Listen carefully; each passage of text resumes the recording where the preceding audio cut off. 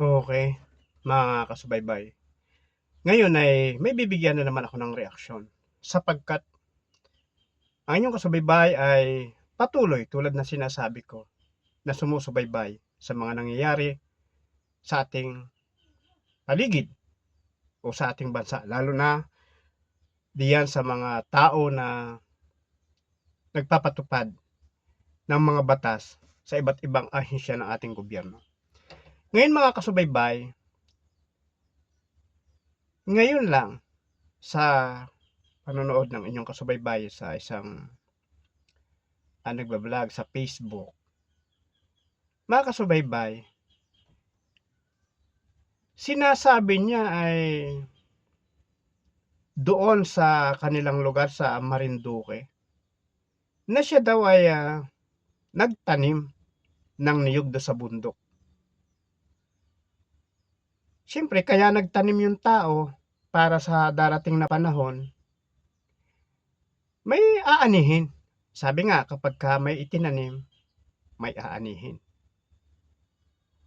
Mga niyog ang itinanim nung taong nagsasaysay sa ginawa ng mga taga-DNR daw, sabi nila, at sabi nung taong nagsasaysay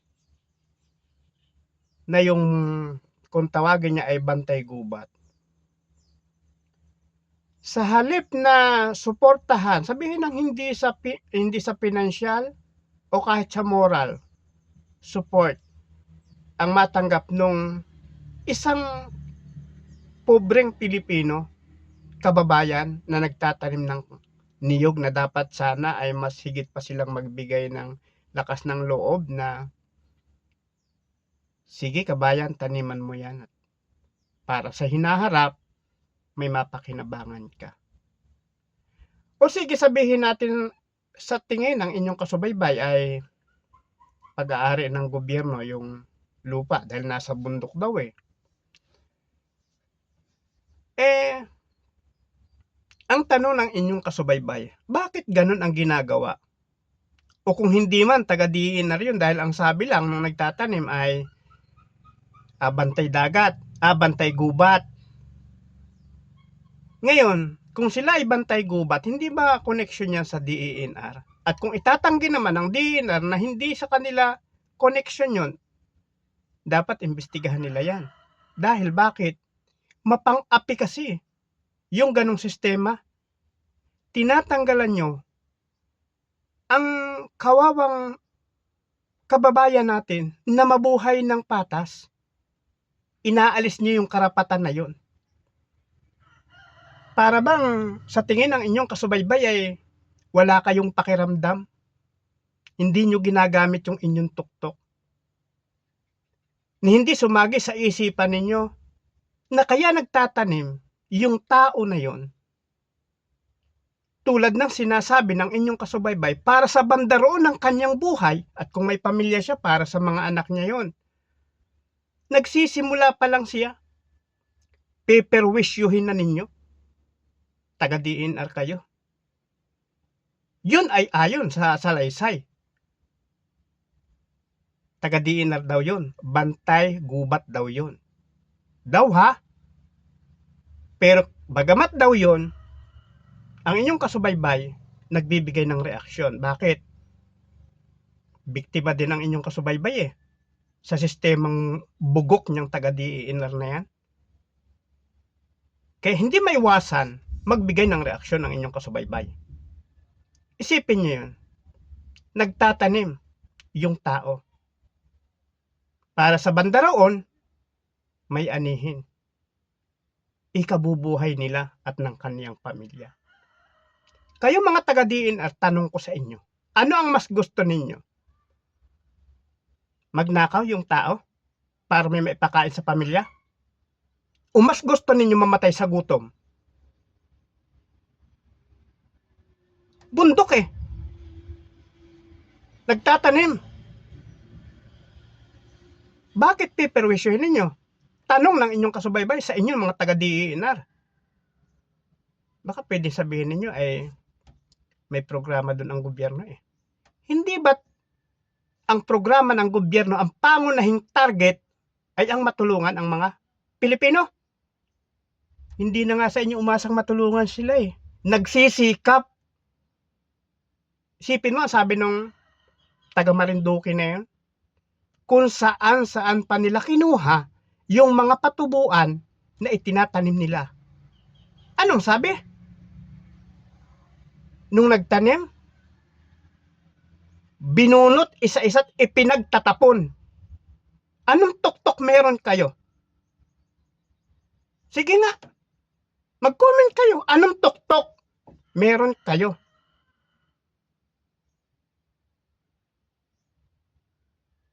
Aba ay talaga namang isipin mo man pabalibaligtad. Kung yay batas ninyo, mali.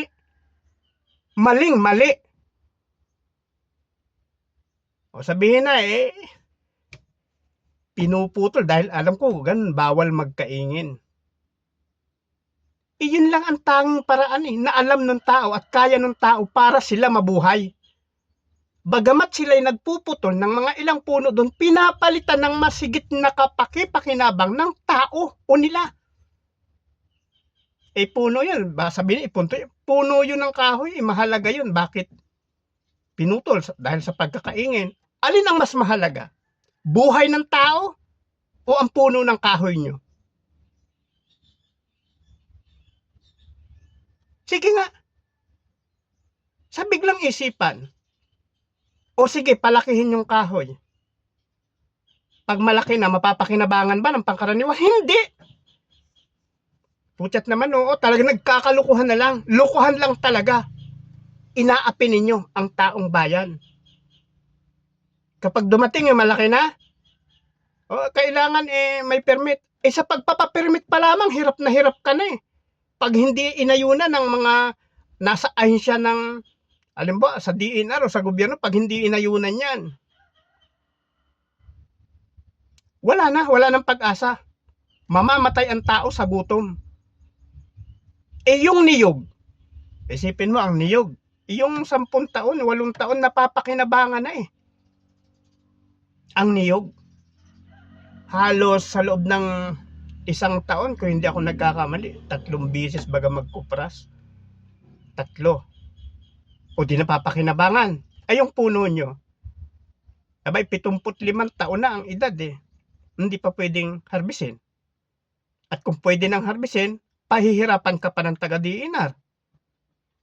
Hindi ba? Yan ang malinaw na nangyayari sa ating gobyerno, lalo dyan sa DNR.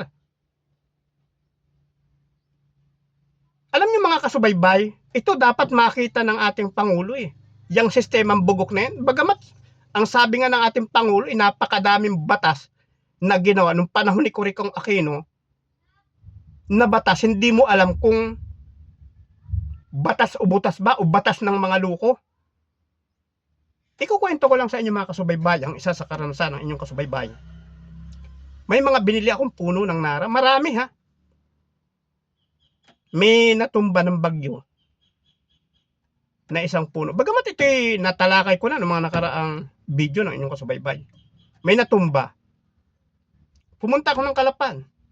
Humihingi ako ng permit para lagariin. Hindi raw pwede.